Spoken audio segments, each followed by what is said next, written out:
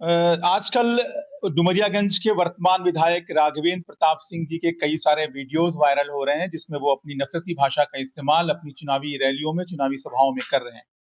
और इसको लेकर बड़ी हाय-तौबा मचाई जा रही है। मुझे समझ में नहीं आ रहा है कि ये हाय-तौबा क्यों मच रही है? इतना हो-हल्ला क्यों मच रहा है डुमरियागंज के अंदर? क्योंकि जब 2012 का विधानसभा चुनाव लड़ने के लिए राघवेंद्र प्रताप सिंह जी आए थे, तभी उन्होंने इसी भाषा का इस्तेमाल किया था। 2017 के विधानसभा चुनाव में भी उनकी भाषा इसी तरह की थी और आज 2022 के चुनाव में भी वो इसी तरह की भाषा का इस्तेमाल कर रहे हैं। दरअसल समझने वाली बात ये है कि राघवेंद्र प्रताप सिंह जी ने पिछले 5 सालों में कोई काम नहीं किया है। दरअसल आप वो जब जनता के बीच जा रहे हैं, जब गाँव में जा रहे हैं, तो वहाँ उनको विरोध का सामना करना पड़ रहा है। लोग उनको आड़े हाथों लेने का काम कर रहे हैं, जिसकी वजह से वो चाहते हैं कि मुद्दों पर बात ना हो और धर्म के नाम पर बात हो, नफरत पे बात हो और एक तरह से ध्रुवीकरण का माहौल बनाया जा सके। ध्रुवीकरण का माहौल वो इस वजह से बनाना चाहते हैं कि वो 2017 की तरह चुनाव लड़ना चाहते हैं। जिस तरीके से 2017 में उन्होंने चुनाव लड़ा था, हिंदू और मुस्लिम करके चुनाव लड़े और उनके सामने एक ऐसा प्रत्याशी था जो उनकी इस नफरती सोच का जवाब नहीं दे पा रहा था। अब वो चाहते हैं कि ये जो बहुकोणीय लड़ाई डुमरियागंज के अंदर हो रही है, वो उस तरह से ना हो, वो सिर्फ एक सीधे-साधे जो प्रत्याशी है, जो कमजोर है, जो मजबूर है, जो लाचार है, जो इनकी नफरती सोच का मुकाबला नहीं कर सकती है, उस प्रत्याशी से वो चुनाव लड़ना चाहते हैं। इसलिए इस तरह का माहौल वो डुमरियागंज के अंदर बनाना चाहते हैं। वो टोपी उतारने की बात कर रहे हैं, वो मस्जिदों से माइक उतारने की बात कर रहे हैं, लेकिन मैं डुमरियागंज की अमन पसंद आवाम को ये आश्वस्त करना चाहता हूं कि जब तक इंजीनियर इमरान लतीफ जैसे पढ़े लिखे लोग डुमरियागंज की सियासत में हैं, तब तक किसी राघवेंद्र प्रताप सिंह के अंदर इतनी हैसियत नहीं है कि वो किसी मस्जिद से माइक उतार सके या किसी मुसलमान के सर से टोपी उतार सके या किसी हमारे हिंदू भाई के माथे का चंदन मिटा सके। किसी के अंदर इतनी हैसियत नहीं है। हम लोग डुमरियागंज के लोग गंगा जमनी तहजीब वाले लोग हैं। हम लोग एकता के साथ रहने वाले लोग हैं और इस तरह का माहौल बनाकर वो सिर्फ और सिर्फ ध्रुवीकरण का माहौल बनाना चाहते हैं, जिसमें वो हिंदू मुस्लिम करेंगे और आसानी से चुनाव लड़ने लायक हो जाएंगे, क्योंकि अभी उनकी स्थिति यह है कि वो तीसरे और चौथे नंबर की लड़ाई लड़ रहे हैं। वो एक कमजोर प्रत्याशी से चुनाव लड़ना चाहते हैं, वो एक कमजोर आइडेंटिटी वाले, कमजोर पहचान वाले प्रत्याशी से चुनाव लड़ना चाहते हैं, जो वैचारिक रूप से कमजोर है, जो सैद्धांतिक रूप से कमजोर है, जो इनकी इस नफरती सोच का मुकाबला अपने विचारों से नहीं कर सकता है, ऐसे प्रत्याशी से वो चुनाव लड़ना चाहते हैं। लेकिन मैं राघवेंद्र प्रताप सिंह जी को ये बताना चाहता हूं कि इस बार 2017 वाला मामला नहीं है। इस बार उनके सामने कोई खरगोश नहीं है, कोई मेमना नहीं जिसका वो शिकार आसानी से कर लेंगे। इस बार उनके सामने इंजीनियर इमरान लतीफ के रूप में एक पढ़ा लिखा शेर है, जो उनसे मुद्दों पर बात करेगा, उनसे स्कूल पर बात करेगा, अस्पताल पर बात करेगा, डुमरियागंज विधानसभा क्षेत्र की जो गांव गिराव की सड़कें हैं जो खराब हैं उस पर बात करेगा, डुमरियागंज के किसान जो परेशान है आवारा पशुओं के तांडव से, उस मुद्दे पर बात करेगा, खाद के लिए बात करेगा, बीज के लिए बात करेगा, सिंचाई के पानी के लिए बात करेगा। आप ये हिंदू मुसलमान करके, मस्जिद अजान करके, इस्लाम के नाम पर यहाँ पर एक तरह से भय का माहौल बनाकर आप ऐसा नहीं कर पाएंगे राघवेंद्र प्रताप सिंह जी। और सिर्फ यहाँ अगर मैं राघवेंद्र प्रताप सिंह जी की बात करूं, सिर्फ ये बात नहीं है। अगर उनसे मैं सवाल करूंगा तो डुमरियागंज की सम्मानित जनता जो है वो विपक्षी पार्टियों के नेताओं से भी सवाल कर रही है आज के समय में। ये कोई पहली बार नहीं कि राघवेंद्र प्रताप सिंह जी इस तरह की भाषा का इस्तेमाल कर रहे हैं। लगातार पिछले 5 वर्षों तक उन्होंने ऐसी भाषा का भी इस्तेमाल किया और ऐसे कारनामों को भी अंजाम दिया जो नफरत और घृणा से भरे हुए थे। उन्होंने लोगों की दुकानें गिराई, उन्होंने लोगों के मकान गिराए, लोगों की जमीनें कब्जाई, लोगों के ऊपर फर्जी मुकदमे लादे, लोगों को जेल में भेजा। और जब ऐसे परेशान हाल लोग विपक्षी पार्टी के नेता के घर पहुंचते थे तो जवाब क्या मिलता था कि भैया अभी हमरन की सरकरिए नहीं, सरकरिया आई तब देखा जाए।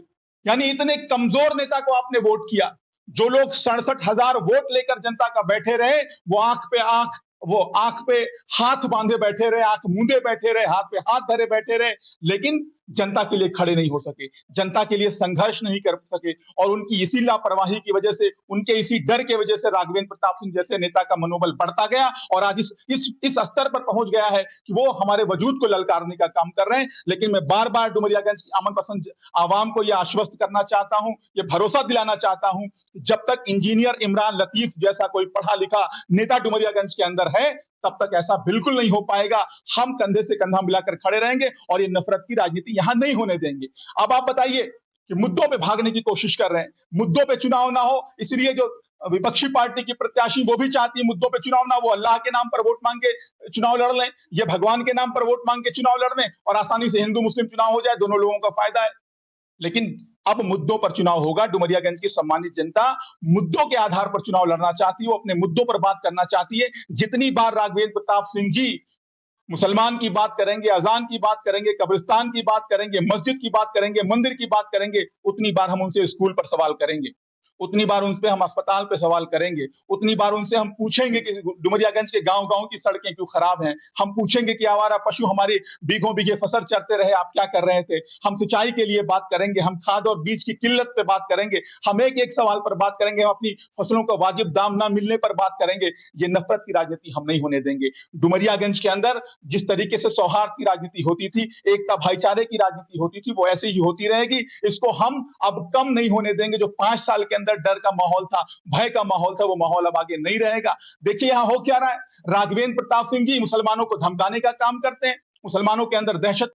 उनकी विपक्षी नेता जो है वो क्या कर रही हैं, वो उसी डर का इस्तेमाल वोट बटोरने के लिए कर रही हैं। एक आदमी डराने का काम कर रहा है और दूसरा आदमी अपने अपने ही वोटर्स को के अंदर दहशत पैदा करने का काम कर रहा है, डर पैदा करने का काम कर रहा है, भय पैदा करने का काम कर रहा है और उनसे वोट लेना चाहता है। मैं कहना चाहता हूं डुमरियागंज के लोग इस बात को अच्छे से समझते हैं कि ना तो डुमरियागंज के लोगों को डराने वाले की जरूरत है, ना डरने वाले की जरूरत है। ये कौम डरने वालों की कौम नहीं है। इंजीनियर इमरान लतीफ आप लोगों से कहना चाहता है कि हम वो हैं जो 313 होकर भी लाखों का मुकाबला करते थे। हम 313 की फौज लेकर लाखों की फौज से मुकाबला करते थे और जीतते थे, क्योंकि हम उसूलों पे पक्के थे। हम अपने उसूलों पे रहकर, हमको पता है कि यहाँ नफरत का माहौल बनाने की कोशिश की जा रही है, लेकिन हम नफरत को मुंहतोड़ जवाब देने का काम करेंगे। डुमरियागंज के नौजवान जो है इस नफरत को हराने का काम करेंगे और नफरत को अगर हराया जा सकता है तो सिर्फ मोहब्बत से हराया जा सकता है। नफरत को कभी नफरत से नहीं हराया जा सकता। इस वजह से मैं डुमरियागंज के नौजवानों को चाहता हूं कि अब वो मोहब्बत का सहारा लें, डेवलपमेंट की राजनीति का सहारा लें, मुद्दों की राजनीति का सहारा लें और इस नफरत की राजनीति को हमेशा हमेशा के लिए यहां से खत्म करने का काम करें, क्योंकि इस नफरती सोच से मुकाबला करना है। सदन के अंदर ऐसे व्यक्ति को जाना चाहिए, ऐसे लोगों को जाना चाहिए जो ऐसी नफरती लोगों का मुकाबला कर सके सदन के अंदर भी और सड़क पर भी। क्योंकि जो लोग पिछले 5 साल तक रोना रोते रहे कि हमारी सरकार नहीं है, अगर सदन के अंदर वो पहुंच भी गए, उनकी सरकार भी नहीं आई, तो ऐसे कमजोर इच्छा शक्ति के लोग आपकी रक्षा नहीं कर सकते, आपका बचाव नहीं कर सकते। आपको सोचना पड़ेगा, वोट ऐसे लोगों को दीजिए जो इस नफरती सोच का मुकाबला कर सकते हैं।